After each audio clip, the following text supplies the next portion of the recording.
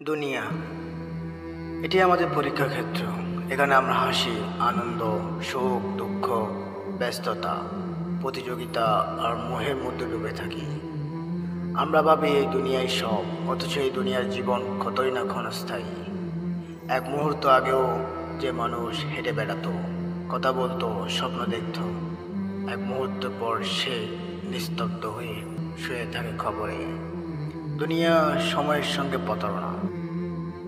এখানে মানুষ নিজের জন্য ঘর বানায়, সম্পদ জমায়, ক্ষেতের পিছনে ছুটে, কিন্তু কি আশ্চর্য, একদিন সেই বাড়ি, সেই সম্পদ, সেই খেতি সব ফেলে যেতে হয়।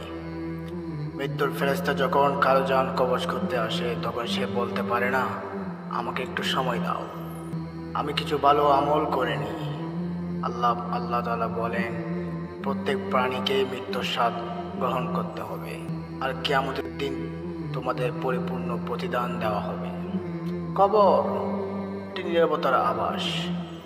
যে মানুষ কিছুদিন আগে কথা বলতো, হাঁটতো, ভালোবাসতো, আজ সে কবরে একা। তার পাশে কেউ নেই, কেউ তার কান্না শুনতে পায় না। এই দুনিয়াতে সে হয়তো রাজপ্রাসাদে বাস করত, বাদশা ছিল, কিন্তু আজ মাটির নিচে, চারপাশে অন্ধকার। প্রিয় নবী সাল্লাল্লাহু আলাইহি ওয়াসাল্লাম বলেছেন, কবর জান্নাতের বাগান সমূহ একটি বাগান, অথবা জাহান্নামের গহ্বর সমূহের একটি গহ্বর। তিরমিজি। যদি সে ভালো আমল করে থাকে, তবে কবর হবে জান্নাতের বাগান, আর যদি গুনাহগার মধ্যে ডুবে থাকে, তবে কবর হবে জাহান্নামের গর্তের মতো। আজ আমরা কত হাসাহাসি করি, মজা করি, অন্যকে কষ্ট দেই, দুনিয়ার জন্য পাগল হয়ে যায়, কিন্তু কি মনে রাখি, একদিন এই হাসি থেমে যাবে, একদিন এই ব্যস্ততা শেষ হবে, একদিন আমাদের গন্তব্য দুনিয়ায় শেষ হবে। আমাদের দেহ কবরে যাবে, আর আমলনামা আমাদের ভবিষ্যৎ নির্ধারণ করবে। একটি বাস্তবতা মনে রাখুন, এই দুনিয়া ক্ষণস্থায়ী, কিন্তু কবর চিরস্থায়ী জীবনের প্রবেশদ্বার। মৃত্যু দিয়ে কিন্তু আমরা দ্বিতীয় জীবন শুরু করি, যার কোনো অন্তিম নাই, যার কোনো শেষ নাই। তাই আজই ফিরে আসুন আল্লাহর পথে, আজই ফিরে আসুন আল্লাহর পথে। এই কবর আপনাকে ভুলিয়ে দিবে, এই কবর আপনাকে মনে করিয়ে দেবে বারবার, তো এখানে ভোলার কিছু নাই। দুনিয়ায় যাই করেছো তার এখানে প্রতিদান। একবার চিন্তা করুন, আপনি খুব ব্যস্ত, কাজ করছেন, পরিবার নিয়ে আনন্দ আছেন, বন্ধুদের সাথে আড্ডা দিচ্ছেন, হঠাৎ একদিন মৃত্যুর ফেরেশতা চলে এলেন আপনার কাছে, কোনো নোটিশ ছাড়া, কোনো অনুমতি ছাড়া।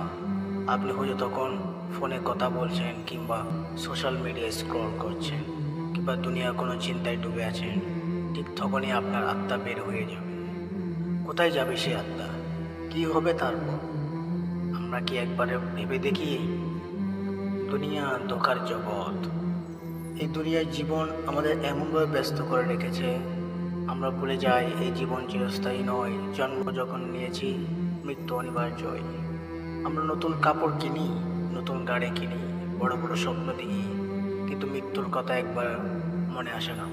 আচ্ছা, আপনি চিন্তা করুন তো, আপনি যে জন্ম নেবেন, এটা কি আপনি ভেবেছেন? বা আপনি যে দুনিয়া আসবেন পৃথিবীতে, এর আগে কি আপনি কল্পনা করেছেন বা কোনো চিন্তা ধারণা রেখেছেন? তাহলে ঠিক তেমনি আপনি যে মারা যাবেন, আপনি এই দুনিয়ায় আপনার সেই খেয়াল নাই। আল্লাহ বলেন, দুনিয়ার জীবন তো কেবল ভোগবিলাস এবং ধোঁকা মাত্র। যে সম্পদ, যে খ্যাতি, যে ক্ষমতা জন্য আপনি এত পরিশ্রম করেন, এগুলো কি আমাদের সাথে কবরে যাবে? না।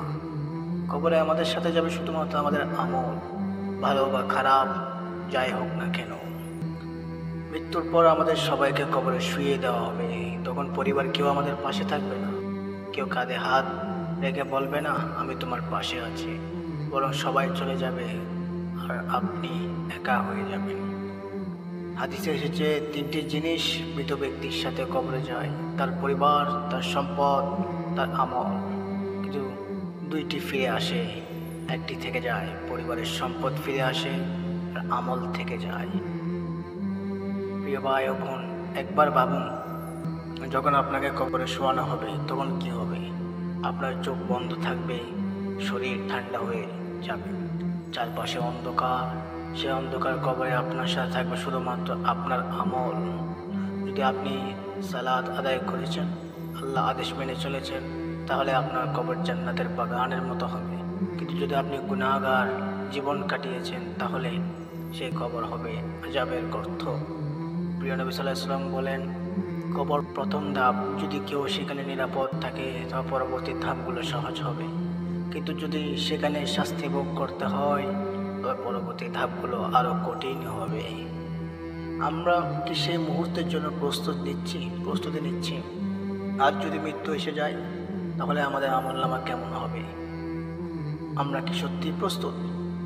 আজ আমরা নামাজকে হালকা মনে করি, অথচ মৃত্যুর পর একেবারের জন্য নামাজ পড়ার সুযোগ পাব না। আজ আমরা গুনাহের পথে চলি, অথচ মৃত্যুর পর তওবার সুযোগ থাকবে না। আজ আমরা 5 ওয়াক্ত নামাজ না পড়ার কত বাহানা দিই। আল্লাহ পাক বলে, দুনিয়ায় তুমি নামাজ পড়ো, আমি আখিরাতে তোমাকে নামাজের বোঝা চাপিয়ে দিব না, তুমি সেখানে আরাম ভোগ বিলাস করবে। কিন্তু আজকে আমরা সেই ক্ষণস্থায়ী জীবনেই আমরা নামাজ পড়তে পারি না। আজ আমরা গুনাহের মধ্যে পথে চলি, অথচ মৃত্যুর পর তওবার সুযোগ আমাদের থাকবে না। আজ আমরা দুনিয়ার পেছনে ছুটি, অথচ মৃত্যুর পর দুনিয়া আমাদের কাজে আসবে না। আজ আমরা গুনাহ করি, তওবার সুযোগ পাই, তওবা করার সুযোগ পাই, কিন্তু ওই দুনিয়ায় আপনি না গুনাহ করবেন না তওবা করবেন, যাই হবে দুনিয়ায়। এখনো সময় আছে, ফিরে আসুন আল্লাহর পথে। প্রতিদিন 5 ওয়াক্ত নামাজ পড়ুন, দান সদকা করুন, ভালো কাজ করুন, হারাম থেকে দূরে থাকুন, আল্লাহর পথে চলুন, বেশি বেশি কোরআন পড়ুন এবং বুঝে আমল করুন। আজই তওবা করুন, কারণ কবর আমাদের জন্য অপেক্ষা করছে। একদিন আমাদের সবাইকে সেখানে যেতে হবে, এটাই এক চিরসত্য। আল্লাহ আমাদের সবাইকে কবরের আযাব থেকে রক্ষা করুন, জান্নাতুল ফেরদাউস দান করুন, আমিন।